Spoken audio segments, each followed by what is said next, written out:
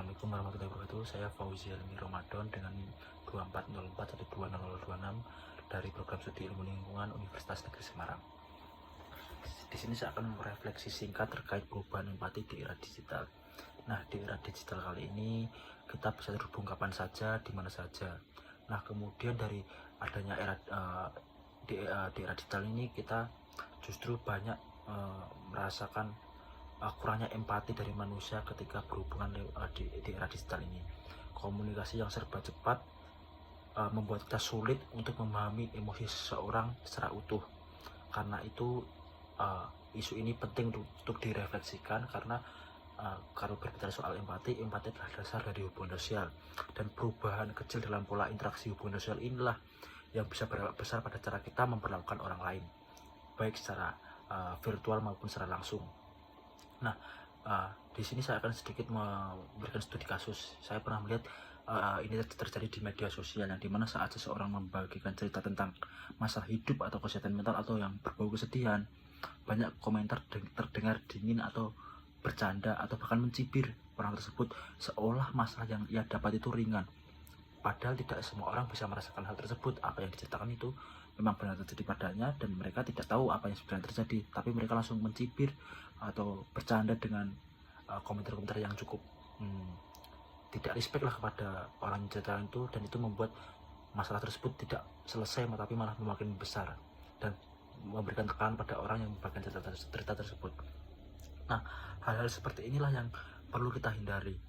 Ketika kita melihat situasi yang tidak kita tahu secara utuhnya, kita tidak boleh langsung mencibir atau bercanda dengan hal tersebut seenak kita, gitu loh. Ketika memang situasinya dirasa sulit, seseorang itu berada di dalam situasi sulit, kita tidak banyak perlu merespon secara singkat seperti semangat ya, atau ya semoga lekas berlalulah masalahnya. Kita tidak boleh langsung merespon secara reaksioner, bahwasanya masalah tersebut ringan. Tidak boleh. Karena apa? Karena ini punya dampak kepada orang tersebut lebih besar nantinya. Nah, perubahan empati ini pada dasarnya memang memberi dampak nyata. Hubungan seseorang manusia dengan manusia lain menjadi dangkal dan menyebabkan adanya konflik di media sosial semakin mudah terjadi. Dan pada akhirnya banyak orang kesepian meski punya banyak teman di sosial media. Nah, kita pada akhirnya ketika ada hal seperti ini, kita juga menjadi lebih mudah menghakimi karena tidak melihat wajah, suara, atau ekspresi orang yang mau mengomentari. Nah, hal apa yang perlu kita perbaiki? Nah, untuk memperbaiki hal ini ada beberapa langkah sederhana. Yang pertama, kita biasakan membaca dan memahami konteks sebelum merespon hal tersebut. Kita tidak boleh reaksioner. Yang jelas hal yang pertama kita lakukan adalah meningkatkan literasi kita. Bagaimana kita coba menganalisis suatu permasalahan tersebut untuk kemudian kita bisa meresponnya dengan baik, tidak langsung reaksioner.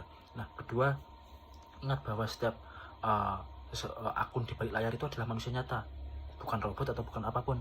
Nah, ketika kita mencoba mengomentari dengan hal-hal negatif, nah mereka juga merasakan suatu keresahan gitu. Mereka sakit hati akan adanya komentar tersebut, tapi kita tidak merasakan karena kita tidak tahu sebenarnya yang terjadi di orang tersebut seperti apa.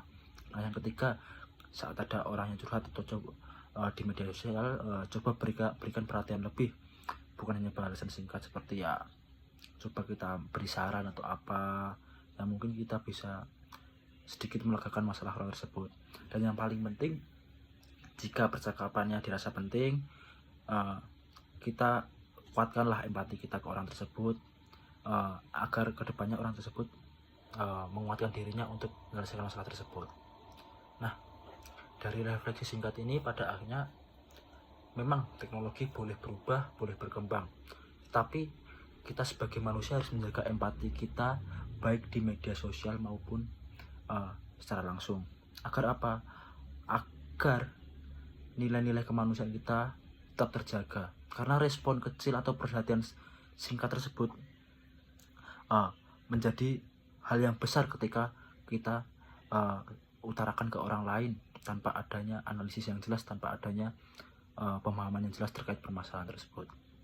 Sekian dari saya, ada kurang lebihnya mohon maaf. Terima kasih. Wassalamualaikum warahmatullahi wabarakatuh.